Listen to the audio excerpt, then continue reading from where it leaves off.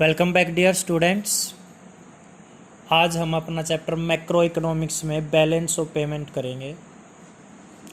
Balance of payment क्या होता है अभी बताऊंगा। उससे पहले आप एक बात समझ लो, जब हम बैलेंस ऑफ पेमेंट चैप्टर करेंगे तो देखो, एक साइड तो होगी, जैसे ये है लेफ्ट हैंड साइड और ये है राइट हैंड साइड। आपको पता है जब भी अकाउंट बनाते हैं वैसे इधर क्या आता है, डेबिट आता है, और इधर क्या आता है, क्रेडिट आता है। बट बैलेंस ऑफ पेमेंट में उल्टा हो जाएगा, इधर आएगी क्रेडिट आइटम्स और इधर आएगी डेबिट आइटम्स। ये बात आई समझ में? अच्छा देखो, आपके अकाउंट में पैसे आते हैं तो डेबिट करते, आपके पास मैसेज आता होगा एक, डेबिट का मैसेज आता है या क्रेडिट का? बेटा क्रेडिट का मैसेज आता है। जब आपके अकाउंट में पैसे आते हैं तो ऐसे लिखा आता है your account has been credited by so and so amount. और जब आप पैसे निकलवा लेते हो तो डेबिट का मैसेज आता है कि your account has been debited by so and amount, ऐसा कुछ आता होगा।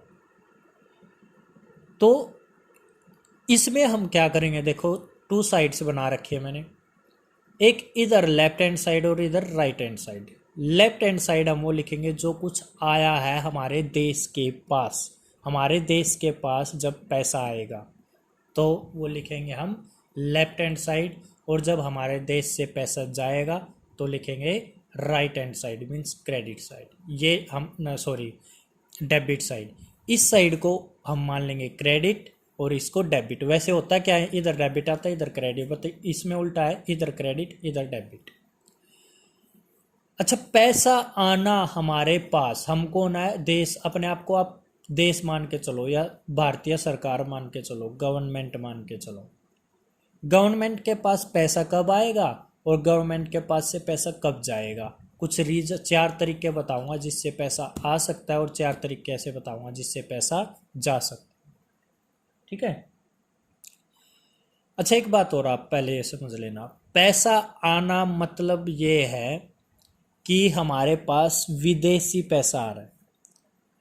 अपना पैसा नहीं, विदेश का पैसा। फॉरेन एक्सचेंज का मतलब है फॉरेन करेंसी, विदेश का पैसा, जैसे डॉलर। और आउटफ्लो फॉरेन एक्सचेंज का मतलब हमारे पास से फॉरेन करेंसी कम हो रही है, मीन्स जा रही है, और इधर करेंसी आ रही है। और हमारे पास जितनी करेंसी आएगी ना उतना बेटर है। हमारे पास डॉलर जितना ज़्यादा आएगा उतना बेटर है, और जितना कम हो जाएगा उतना कम अच्छा है। ये बात भी याद रख लेना। अब देखो, 2 तरीके के अकाउंट होते हैं इसमें, एक होता है करंट अकाउंट और एक होता है कैपिटल अकाउंट। पहले समझ लेते हैं भाई करंट अकाउंट क्या होता है और कैपिटल क्या होता है। करंट अकाउंट वो अकाउंट होता है जिससे एसेट या लाइबिलिटी पे कोई फर्क नहीं पड़ेगा, और कैपिटल अकाउंट वो होता है जिससे एसेट और लाइबिलिटी पे फर्क पड़ेगा, बेशक एक पे पड़े। एग्जाम्पल, मैं अपनी कोई एसेट बेच दूं, बेटा मेरी एसेट कम होगी, फर्क पड़ा। या फिर मैं कोई लोन ले लूं, बोरोइंग कर लूं, तो लाइबिलिटी क्रिएट हो जाएगी, पड़ा ना एसेट या लाइबिलिटी पे फर्क, तो वो आ जाएगा कैपिटल में।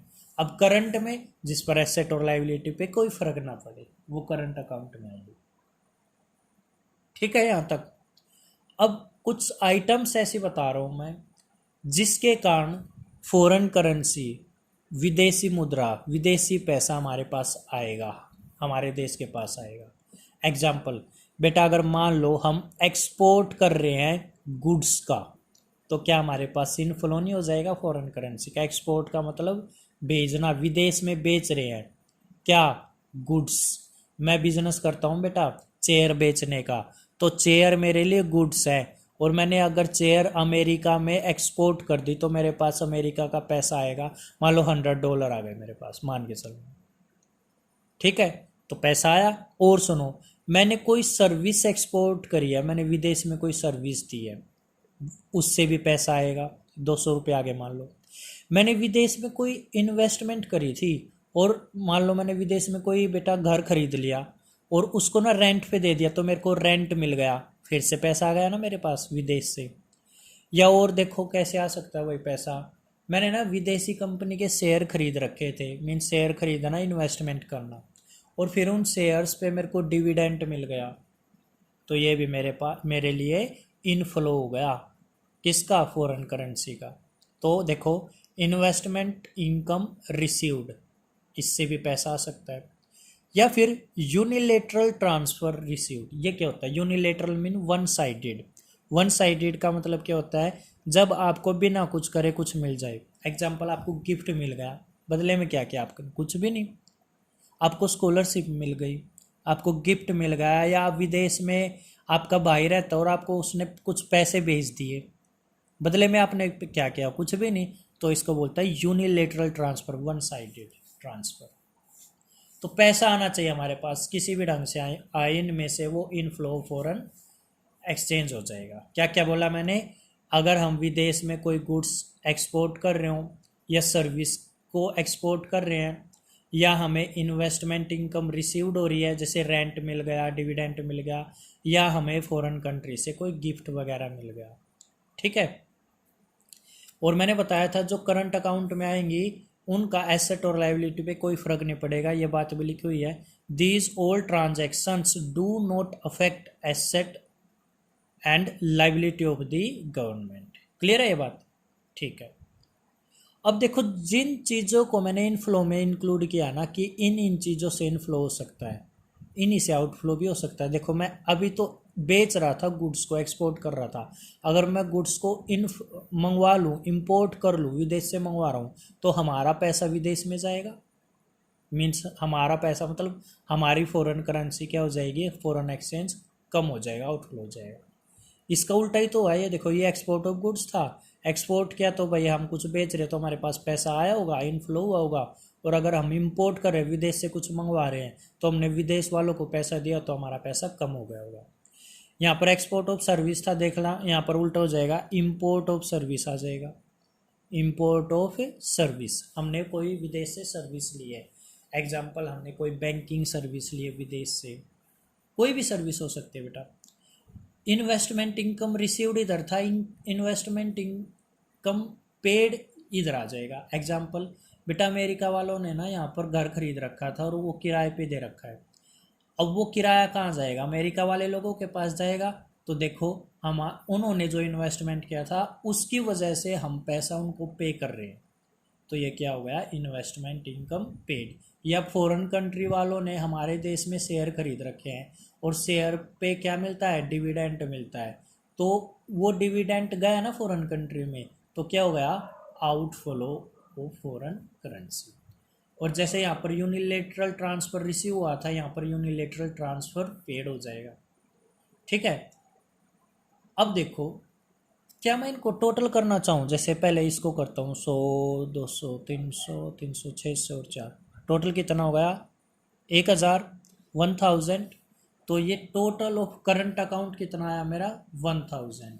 और इनको भी टोटल कर रहा हूँ मैं, ये आ गया मेरा वही 1200। ये total of current account outflow का ये हो गया, और इनफ्लो का हो गया 1000, और आउटफ्लो का हो गया 1200, ठीक है। चलिए ये करंट अकाउंट का। अब कैपिटल अकाउंट, कैपिटल अकाउंट पढ़ने से पहले एक बात याद रख लेना, कैपिटल अकाउंट में वो चीज़ें जाएंगी जिससे या तो एसेट पे फर्क पड़ेगा या फिर लाइबिलिटी पे फर्क पड़ेगा। एग्जाम्पल, सेल कर दी किसी एसेट की, एग्जाम्पल हमने अपना गोल्ड बेच दिया, भाई एसेट ही बेच दी तो एसेट कम हुई, एसेट पे फर्क पड़ गया, तो ये कैपिटल में आएगा। सेल कर रहे हैं बेटा, सेल करोगे तो पैसा आएगा, पैसा आएगा तो ये क्या हो जाएगा, इनफ्लो फॉरेन करेंसी। या आप लोन ले रहे हो, बोरोइंग कर रहे हो, तो लोन एक लाइबिलिटी होती है आपकी। तो देखो इन दोनों चीज़ों से फर्क पड़ा है ना, एसेट पे पड़ा है इस पे, और यहाँ पर लाइबिलिटी बन गई मेरी। इन दोनों का टोटल करो, ये 600 मान लो, ये 500, 1100 रुपये। तो total receipt of capital account कितनी हो गई, 1100। और अगर total receipt of balance of payment करें, मतलब पूरे का करें, करंट का भी और कैपिटल का भी, तो क्या करेंगे, ये 1000 और ये 1100, ये 1000 और ये 1100 टोटल कर दिए 2100 आ गए। क्लियर है। ऐसे ही इधर आ जाओ बेटा, यहाँ सेल ऑफ एसेट किया तो यहाँ पर परचेज ऑफ एसेट, जैसे गोल्ड खरीद लिया तो मेरा पैसा जाएगा जब मैं खरीदूंगा, मान लो 750 का। यहाँ पर लोन लिया था, यहाँ लोन दे रहे हैं बेटा। जब आप लोन लेते हो तो लाइबिलिटी बनती है, और जब लोन देते हो तो एसेट बनती है। तो यहाँ पर आपकी एसेट क्रिएट हो गई। देखो एसेट या लाइबिलिटी किसी एक चीज़ पे फर्क पड़ सकता है, यहाँ पर पड़ गया फर्क, ठीक है। आगे देखो, ये लिखा भी हो, देखो अफेक्ट एसेट और लाइबिलिटी। अब कैपिटल अकाउंट का टोटल करो 750 और 200 950। अब अगर मैं करंट का और कैपिटल का दोनों का टोटल करूँ तो टोटल पेमेंट 1200 और 950 आ जाएगी। टोटल कर लेना, ये आ जाएगी। तो ये मैं क्या कर रहा था बेटा, देखो बैलेंस ऑफ पेमेंट सिखा रहा हूँ आपको। मैंने क्या बताया, बैलेंस ऑफ पेमेंट में डेबिट साइड और क्रेडिट साइड उल्टी हो जाती है। इधर क्रेडिट और इधर डेबिट आएगा। क्रेडिट मीन कुछ आना और डेबिट मीन कुछ जाना। यहाँ पर पैसे आ रहे हैं किसी भी रीजन से और यहाँ पर से पैसे जा रहे हैं। इसमें दो अकाउंट है, एक करंट और एक कैपिटल। करंट अकाउंट से एसेट और लाइबिलिटी पे कोई फर्क नहीं पड़ता, बट कैपिटल अकाउंट से एसेट या लाइबिलिटी पे फर्क पड़ता है। मेनली यहाँ पर चार चीज़ें हैं। एक तो export of goods, export of service, investment income received, unilateral transfer received. इसका उल्टा इधर आ रहा है। और बेटा फिर यहाँ पर सेल ऑफ एसेट या बोरोइंग, और इसका उल्टा इधर आ रहा है। क्लियर है यहाँ तक? चलिए अब आगे करते हैं। अच्छा एक बात हो बेटा, क्या हम गुड्स को देख सकते हैं? देख सकते हैं भाई। गुड्स मीन कोई भी प्रोडक्ट वस्तु देख सकते हैं। तो क्या मैं इनको विजिबल आइटम बोल सकता हूँ? बिल्कुल बोल सकता हूँ। जो देख सकते हैं उनको विजिबल। तो गुड्स के लिए, यहाँ के लिए भी, यहाँ के लिए भी क्या यूज़ कर सकते हैं हम? विजिबल। अच्छा सर्विस इनविजिबल होती है, आपको पता होना चाहिए। तो सर्विस के लिए मैं इनविजिबल आइटम यूज़ कर सकता हूँ इन दोनों के लिए। और ये क्या है मेरी? इन्वेस्टमेंट इनकम रिसीव्ड, और ये यूनिलेटरल। ठीक है, चलिए अब आगे देखो।